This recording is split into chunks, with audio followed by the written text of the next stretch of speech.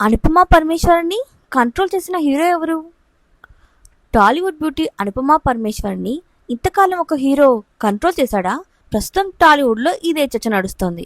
ఇంతకీ విషయం ఏంటంటే, గత కొంతకాలంగా అనుపమ యంగ్ హీరో ధ్రువ్ విక్రమ్తో పీకల్లోతు ప్రేమలో ఉందంటూ వార్తలు వస్తున్నాయి.